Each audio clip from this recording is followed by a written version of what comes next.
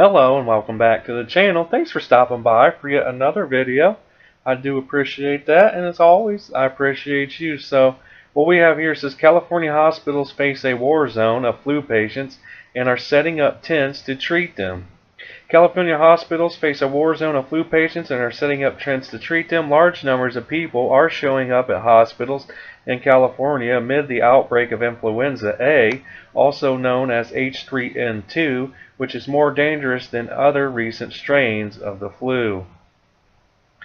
Anna Octay rushed to the hospital in late December struggling to breathe with a 102-degree fever and a cough that wouldn't let up. She expected doctors to tell her that she had pneumonia or bronchitis. They were just like, "It's just influenza A, it's just what's going around," said Octay, 49. An influenza A strain known as H3N2 is making people so ill in California that thousands have shown up in recent weeks at hospitals struggling to fight the infection.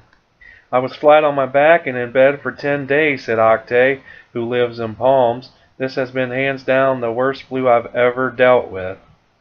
The huge numbers of sick people are also straining hospital staff who are confronting what could become California's worst flu season in a decade.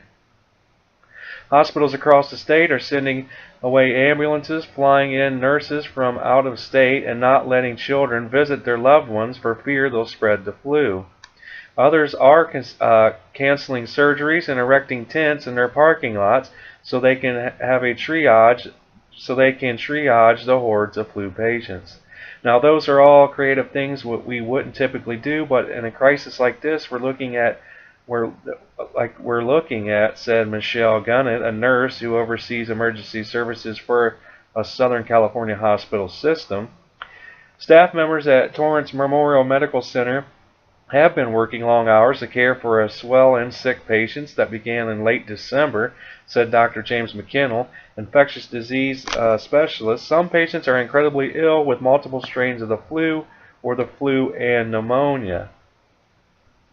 There is a little bit of a feeling of being in the trenches. We're really battling these infections to try and get them under control, McKinnell said. We're still not sure if this is going to continue, but it certainly is an inauspicious start. Now, Connie Cunningham and her staff at Loma Linda University Medical Center were triaging so many flu patients after the New Year's that they assembled what looks like a giant brown camping tent in their emergency room parking lot. Several hospitals in California are also treating flu patients in so-called surge tents intended for major disasters. On a recent weekday morning, Cunningham walked through the tent lined with folding chairs and patient beds that are separated by sheets hung from the ceiling. Cunningham, executive director for the hospital's emergency services, said that she thought they would dismantle the tent after a few days, but the staff are still treating 60 more patients each day than usual, she added. "In my career, I've never seen anything like this," she said. Now, flu deaths have continued to climb. Now, since the beginning of October, 42 people younger than age 65 have died from the flu in California. Now, on October 1st, there was 1 death reported, and then it went on to November 11th, there was 3 more, and on November 18th, 3 more people unfortunately lost their lives. December 2nd, 1 person had lost their lives, and then starting December 16th is when it really started to increase. 2 people lost their lives on December 16th. By the 23rd, 7 more people unfortunately had lost their lives. By December 30th, 10 more people had lost their lives, and by January 6th, 15 people lost their lives. So my thoughts and prayers definitely go out to everyone who has been affected by the flu this year, and all their loved ones who have lost somebody because of it as well. But the article goes on to say that the H3N2 is known for being more virulent than other strains of the flu. Since October, 42 people in California younger than 65 have died of the flu, compared with 9 at the same time last year, according to state officials.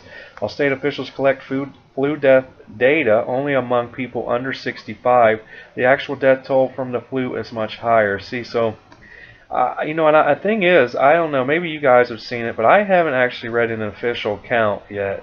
at least in the articles that I've read. You know, and I don't know if they're trying to like keep that from us, because every article I have, it's either about children, and I think at least 30 children have lost their lives. So if we do the number, the last report I saw said 30 children, but that would go into this under 65 group, wouldn't it? So I would like to know. I'm going to have to see if I can find that, the actual number of people. It's saying it's much higher, but I'd like to know how much higher.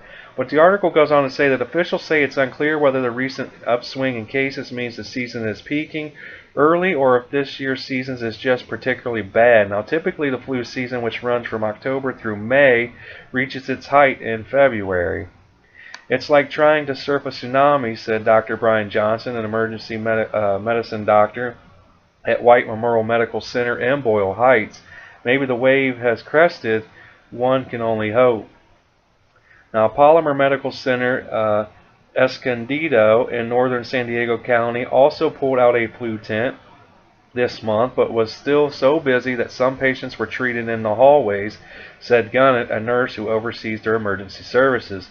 Now they're running low on beds because many patients were admitted with severe flu, Gunnett said. She has started canceling scheduled surgeries and turning single patient rooms into doubles to free up space.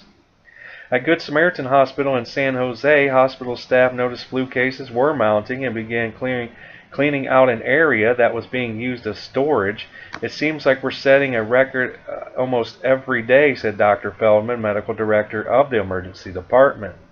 On Thursday, the former storage area opened as an extension of the emergency room. Now, when Candace Miller took her 88-year-old father, who lives in Redlands, to a nearby emergency room on January 6th, it was standing room only. Many people crammed in a small space were sneezing and violently coughing, she said. It was like a flu war zone, said Miller, a writer. I'm not a germaphobe or anything, but that will quickly make you one. Now, some administrators at hospitals with long waits and crowded ERs have asked people who aren't severely ill to not seek medical treatment. Others concerned about the spread of illness within their walls have also started restricting who can enter the hospital. Now, Dominican Hospital in Santa Cruz recently reintroduced rules they hadn't used since the 2009 pandemic of the swine flu, or H1N1. People under 16 who are considered more likely to spread the flu aren't allowed to visit people at the hospital, and patients can only have one visitor at a time, said hospital president Dr. Nanette Mikowitz. Now, let's see here. It goes on to say, now, you know, the influenza activity in the first week of 2018 so far, literally the entire map of the U.S. is covered, and that's including Alaska. The only place that hasn't been hit widespread with the flu is Hawaii, but it has been hit with the flu just regionally, not widespread. Now, widespread would be the entire state. So basically the whole United States has been affected this year with the flu. Now, it says, as we did during the H1N1, we pulled out the same policy, she said. We've been treating almost 5 times the number of influenza patients that we typically see. Many hospitals also say that they're too full to accept any more patients or ambulances. And when paramedics are allowed to drop off patients at a hospital, the emergency room is often so crowded that there aren't available staff members to transfer care to, so the emergency responders can't get back on the road to answer incoming 911 calls, said Kay Fruworth, LA County's Assistant Director of Emergency Medical Services. If there's not a nurse available and or a bed, I'm usually and they're waiting there with the patient, she said. Now, children, elderly people, and pregnant women are at the most risk of becoming extremely ill if they get the flu, but anyone can get very sick, said McKinnell of Torrance Memorial. Let's see here. So, okay. Goes on to say that in LA County alone, even a 30% effectiveness rate can prevent hundreds, if not thousands, of hospitalizations and really save lives, said the county's interim health officer, Dr. Jeffrey Gunzenhauser. Already so many patients have ended up in the Torrance Memorial ICU with the flu that caring for them has taken a toll on staff, McKinnell said. He says these people come in very, very sick, he said. There's a lot of emotional stress that goes into that because you care about your patients. You really want them to survive. So That's it. That's going to be about it. I apologize for such a longer video than I usually put up, but there was just a lot to get out to you guys in this one. Again, just like I said in my other flu video about, the fortunately 30 children have already passed away. Again, my thoughts and prayers go out to every single person's family and everyone that have lost a loved one because of this flu season. Again, it's just my opinion and my choice that I don't get flu shots. I don't. Like if you would like to get vaccinated, that's on you. Again, I'm not going to preach one way or another what you should do. I just don't trust it. That's just my opinion, and I'll just leave it at that. But and let's just face it, 30% effectiveness. I've just that on top of, you don't truly know what they're putting in you. So, again, I'm not going to preach one way or another what you should do. It's just my choice. I don't choose to get vaccinated or get the flu shots. But yeah, just a tragic flu season. Hopefully, we are hitting the peak, and these numbers can start declining. Just a pretty bad flu season. It says the worst, especially in California, in over a decade. So I'm going to leave it there. If there is any more updates on the flu across the country, I'll get those out to you guys. But thanks for watching these videos and supporting the channel. We're growing every day, and I can't thank you guys enough for that. So, but other than that, be sure to share, like, subscribe, and comment down below. Hope you guys have a great day. Peace.